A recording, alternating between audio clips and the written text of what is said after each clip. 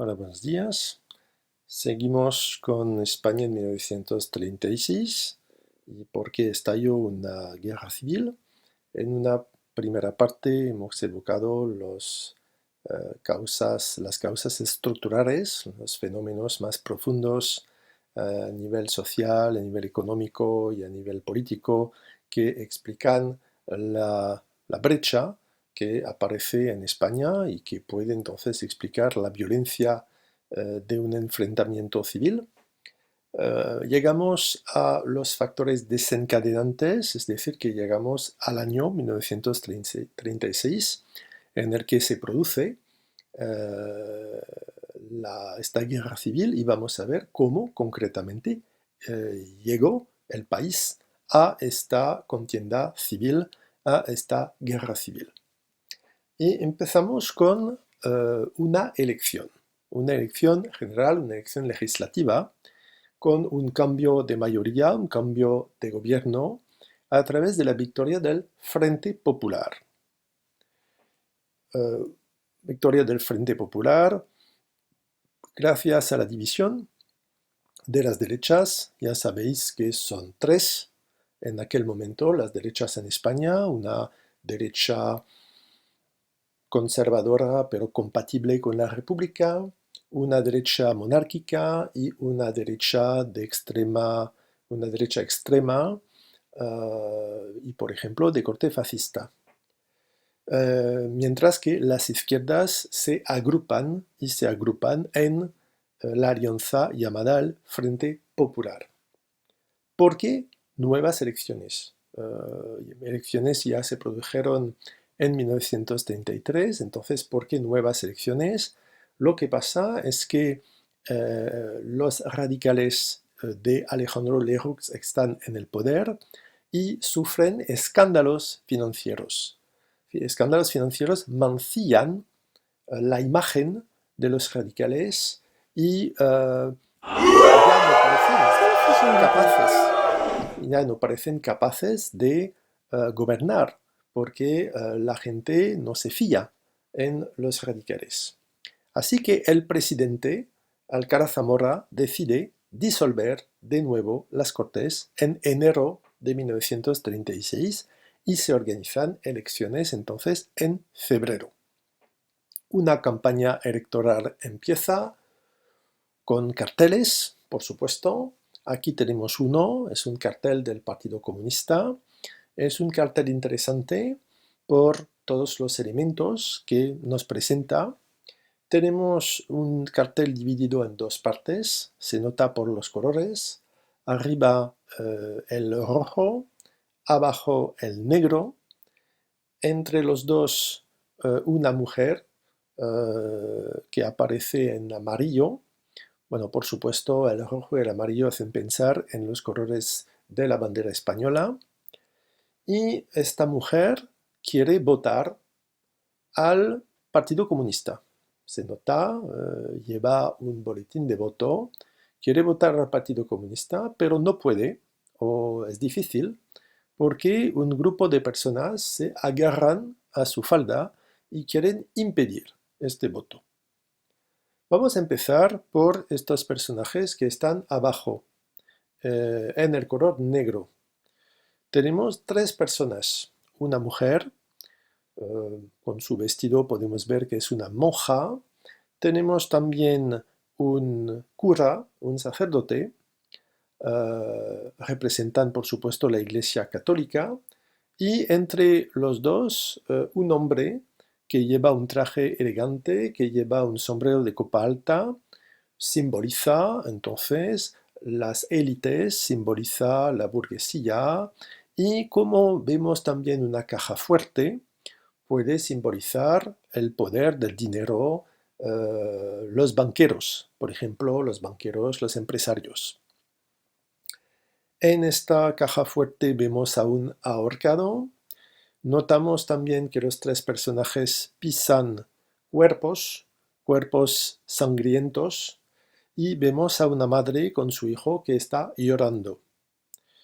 Estos tres personajes simbolizan los apoyos a la derecha, los que apoyan a la represión, contra el pueblo, y con el negro pues podemos pensar que simboliza el mal, o a nivel político que simboliza la extrema derecha como el fascismo. En la parte de arriba vemos a una multitud de gente, una manifestación roja. El rojo simboliza, por supuesto, al Partido Comunista, a la revolución.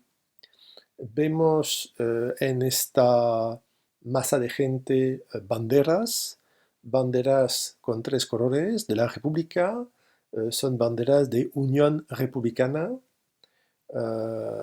Pues es un miembro del Frente Popular, es un movimiento republicano de izquierda, mientras que tenemos también banderas del Partido Comunista, del Partido Socialista, de la Juventud Socialista, de la Juventud Comunista. Entonces se refieren estas banderas a los partidos y a las organizaciones que apoyan a la coalición de Frente Popular. Y tenemos también dos eslóganes, dos objetivos para devolver a sus familias a los 30.000 presos. Se refiere a los obreros que están en la cárcel por la revolución en Asturias. Y se habla también de llevar el pan a los hogares de los parados y represaliados.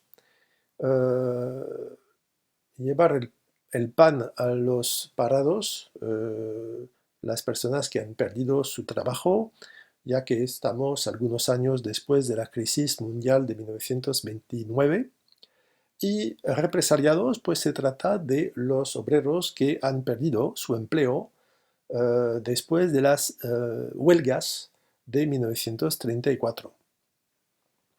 Bueno, entonces este cartel es interesante porque vemos una oposición entre dos bandos. Esta oposición la vemos también aquí, en dos carteles opuestos, un cartel del Partido Comunista, y es interesante porque vemos a una mano que lleva un fusil. Entonces se trata de la idea de revolución, de alzamiento en armas. No hace pensar en un cartel, no hace pensar en un cartel electoral pacífico. Una bandera republicana, y en esta bandera vemos tres fechas.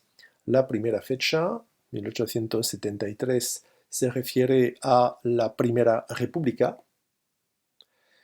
La segunda fecha se refiere a la Segunda República, que se proclama. Y la tercera fecha corresponde con la elección prevista para 1936. Y entonces se indica que tenemos un movimiento continuo con una fuerza cada vez más importante del pueblo para un cambio político. En la derecha de la diapositiva, pero también del tablero político, tenemos un cartel de Acción Popular, así que no se trata aquí no se trata aquí del Frente Popular, se trata de una lista de derecha que habla de un ejército fuerte y sano, garantía de paz y neutralidad. Vota a España. Bueno, hay una idea entonces aquí de amenaza que justifica reforzar el ejército. Tenemos efectivamente la imagen de un soldado español, y detrás de este soldado vemos a otro soldado con un sombrero que indica con la estrella que se trata de un comunista, y es una manera de evocar una amenaza comunista en España, en Europa, y un peligro de guerra y una situación en la que hay que proteger a España de los peligros interiores y exteriores. Bueno, ya notamos que se habla mucho de ejército, se presenta a un hombre con un fusil. Se nota que la situación no es una situación muy tranquila. Aquí tenemos una caricatura que ilustra los miedos de la derecha. Se trata de la idea que con la Constitución de 1931 las diferentes partes de España pueden obtener su autonomía, Es lo que ya pasó con Cataluña, es lo que está pasando con el País Vasco. Los vemos aquí a la derecha. Lo que podría pasar también con Galicia. Son las tres zonas con cultura e idioma propios. Y el dibujo imagina que las otras partes de España podrían hacer lo mismo. Y entonces tenemos aquí una ilustración del miedo a la división y a la desaparición, a la destrucción de España. Bueno, entonces una campaña electoral dura, una campaña electoral que desemboca en la victoria del Frente Popular. España vota por las izquierdas, dice este periódico. El Frente Popular tendrá mayoría absoluta y se calcula que su mayoría excederá de 270 diputados, lo que es mucho.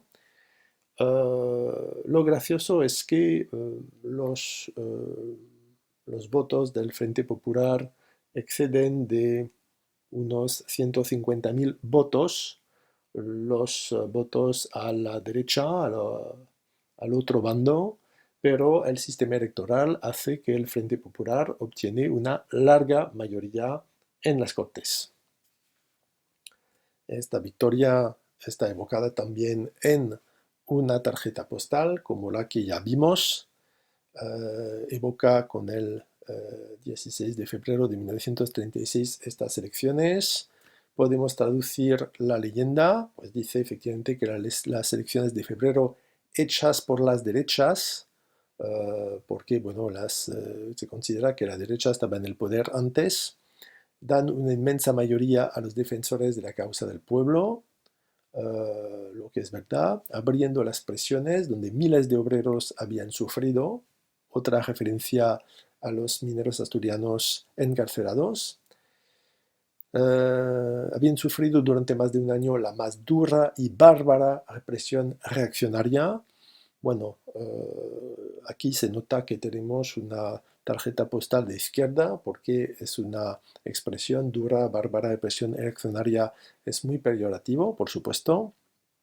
Y la imagen que vemos en España lo confirma. Tenemos un puño alzado que ha destruido una cárcel, entonces son los prisioneros liberados. Y tenemos también el símbolo de una especie de dragón, un dragón con el símbolo negro de Falange Española, entonces es el dragón que simboliza más o menos el fascismo, derrotado, matado por las flechas rojas del socialismo.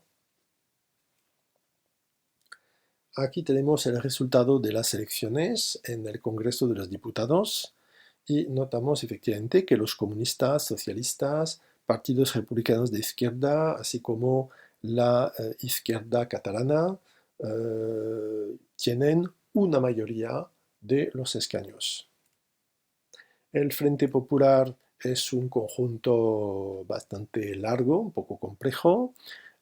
Aquí vemos con una zona negra los partidos que pertenecen al Frente Popular, el Partido Socialista, el Partido Comunista, Izquierda Republicana, la Izquierda Republicana de Cataluña, el PUM, son comunistas independientes, también la Unión Republicana, más centrista, y tenemos el Partido Nacional Vasco, que en teoría es un partido de derecha, pero como el Frente Popular apoya a la autonomía regional, pues está a favor. Y notamos también en gris que el sindicato, la CNT, el sindicato anarquista, apoya también, no pertenece al Frente Popular, pero apoya en cierta medida el Frente Popular. Aquí vemos entonces lo que es este agrupamiento.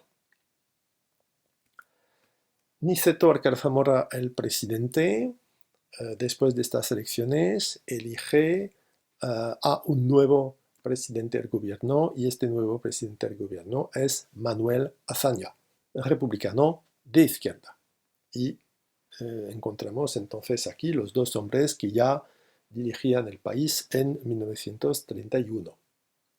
pero lo que pasa es que este gobierno quiere reanudar las reformas, pero va a tener muchos problemas para asegurar la paz, el orden público, sobre todo porque una parte de la mayoría del Frente Popular, los socialistas, por ejemplo, se niegan a colaborar con el gobierno, a participar al gobierno, porque están ya pensando en la revolución. Así que las cosas se presentan difíciles. Efectivamente, podemos decir que la impotencia del gobierno frente a la violencia política es uno de los elementos que van a explicar eh, el estallido de una guerra civil. Aquí vemos una portada, la portada de un periódico satírico que evoca este fantasma, este peligro de la violencia política y esta amenaza de revolución violenta. Entramos, en efecto, en un periodo de tensión, y de tensión creciente. ¿Por qué? Un esquema me parece que lo puede explicar. El gobierno que llega al poder reanuda reformas. Las reformas de 1931, paralizadas por el gobierno de centro y de derecha elegido en 1933. Y estas reformas provocan el descontento de ambos bandos. Los partidos de izquierda las consideran insuficientes.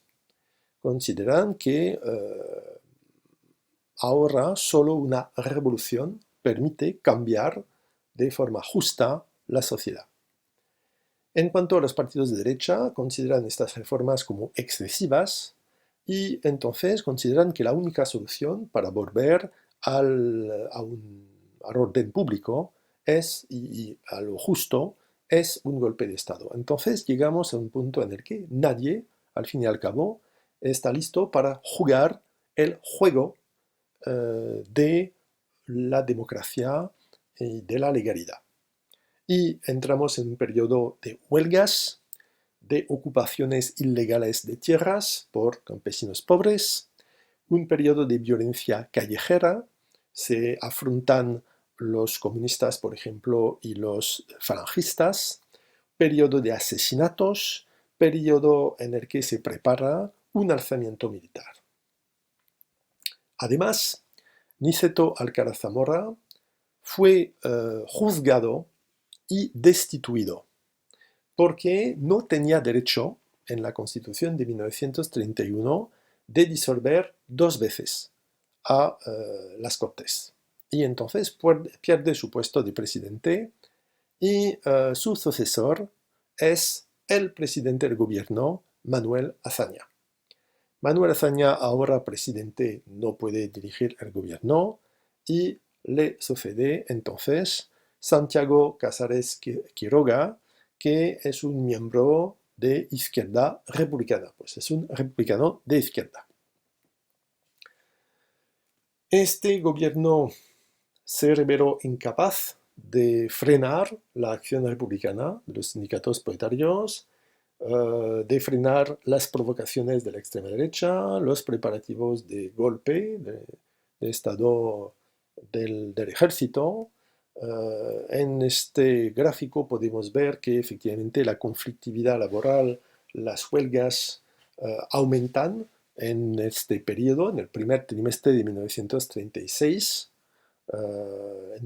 solo con una parte de 1936 ya superamos los 800 conflictos laborales, y es mucho, sobre todo si se compara con los años completos anteriores.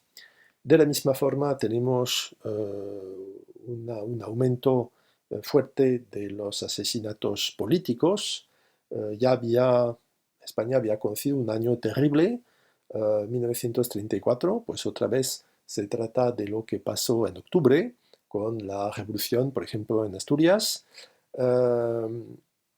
Ahora, solo entre enero y junio de 1936 ya tenemos 300 asesinatos políticos y así vemos que efectivamente estamos en un periodo de violencia política y de violencia social. En este contexto se produce la chispa, lo que directamente provocó el golpe de Estado y el estallido de la guerra civil. ¿Cuál es esta chispa? Esta chispa, pues en realidad se compone de dos asesinatos que pasan en Madrid. El primer asesinato se produce el 12 de julio de 1936 por la noche, por la tarde. El teniente de policía, José del Castillo, fue asesinado al salir de su casa y sus compañeros, entonces policías, quieren vengarse y buscan un representante de la extrema derecha en Madrid. Como no lo encuentran, van a arrestar en su domicilio a José Calvo Sotelo, que es un líder conocido del partido monárquico Renovación Española, y poco tiempo después lo matan, lo asesinan. Eso pasó en la noche del 12 al 13 de julio de 1936. Aquí tenemos una fotografía que muestra el cadáver sangriento de Calvo Sotelo. Y este asesinato de Calvo Sotelo provocó una emoción muy fuerte en España, sobre todo en la derecha. Aquí tenemos la portada del periódico conservador ABC, y este periódico conservador tiene en su portada entera el anuncio de la muerte de Calvo Sotelo, bueno, que fue ministro, que fue diputado, y efectivamente aparece como algo muy serio que un político de nivel nacional pueda ser asesinado por la policía. Eso muestra que ya no existe orden público. Si un oficial de policía puede morir asesinado y si la policía puede matar, puede asesinar a un político de la oposición, bueno, ya no hay concretamente orden público. Calvo Sotelo entonces es efectivamente una víctima de esta situación. Tenemos todavía hoy, por ejemplo, nombres de calle, como hace aquí, calle de Calvo Sotelo, y se dice más vale morir con honra que vivir con vilipendio, pues es decir que más o menos este hombre fue un mártir de la derecha en aquella época. Y este asesinato provoca, más precisamente acelera, un alzamiento militar que se preparaba. Y aquí llegamos directamente al principio de la guerra. Efectivamente, se produce un alzamiento militar, se produce un golpe de Estado. Y, como lo decía, existe desde 1933 una conspiración militar, se prepara un golpe de Estado. Se prepara un golpe de Estado. ¿Quién prepara este golpe de Estado? Pues un grupo de oficiales, un grupo de generales. Se trata de que se reúnen en una junta militar. Esta junta militar tiene un jefe, el general Sanjurjo, que ya había dado un golpe de Estado en 1932, un golpe de Estado que fracasó y entonces vive exiliado en Portugal. Tiene también un organizador, el general Mola, que llaman el director, y que entonces organiza el golpe de Estado, y una serie de militares importantes se suman a esta organización para dar un golpe. Un poco más tarde, el general Cabanellas también se reúne con ellos y por fin, algunos días antes del golpe de Estado, el general Francisco Franco, que es importante porque es el general más joven del ejército y este general tendría en el golpe de Estado que dirigir las mejores tropas del ejército español, que son las tropas que están en Marruecos. Por eso es un elemento clave en el golpe de Estado. Aquí tenemos lo que Mola había previsto. Se trata de sublevar el ejército en diferentes zonas de España. Se trata con la marina de controlar las costas, se trata de tomar la capital y entonces se supone algunos días se trata de imponer sus ideas y un cambio de política al poder civil. Es lo que está previsto y entonces más o menos se prepara algo parecido a todos los pronunciamientos, a todos los golpes de Estado que ya ha dado el ejército en España en el siglo XIX. Eso hace pensar también en el golpe de Estado del general Miguel Primo de Rivera en los años 20. Bueno, es un golpe de Estado entre muchos en la historia de España. Este alzamiento pues empieza y una película de 1986 nos permite entender cómo pasan las cosas, cuál es el ambiente, quiénes son los diferentes actores. Vamos a ver un fragmento que muestra precisamente el principio de este alzamiento. Pobre República. Me parece que me quedé sin vacaciones. Rey de Las Palmas está emitiendo un manifiesto de Franco. ¡Corre!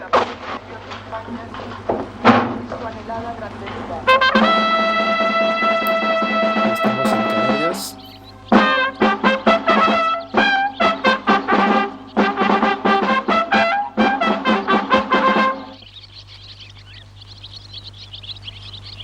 Don Francisco Franco Bahamonde, general de división, comandante militar de las Islas Canarias, hago saber que de conformidad con lo establecido en el artículo 36 subconcordante 7, número 12, número 3 y 171 del Código de Justicia Militar, declaro el estado de guerra en todo el archipiélago y en su virtud ordeno y mando. Sí, aquí la Comandancia Militar de Las Palmas. Sí, espero. Es del Ministerio de la Guerra. Aquí está el general Franco. Sí. Con el teniente coronel Martínez Fuset. No se encuentra aquí en estos momentos. No, señor. El general Franco ha salido de inspección a diversos cuarteles. ¿Cómo? Sí, en efecto. Es muy madrugador. Que le diga que le llame. En cuanto regrese. ¿Y con quién tengo el gusto? Ah, sí, señor presidente. ¿Aquí? Aquí no pasa nada. No, señor. Vamos, que yo sepa. Descuide usted, señor presidente. Adiós. Adiós. Ya ha oído usted, mi general. El señor presidente del gobierno.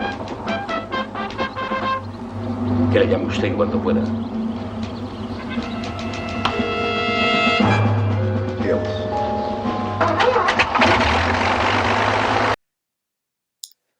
Y así empieza el golpe de Estado en Canarias.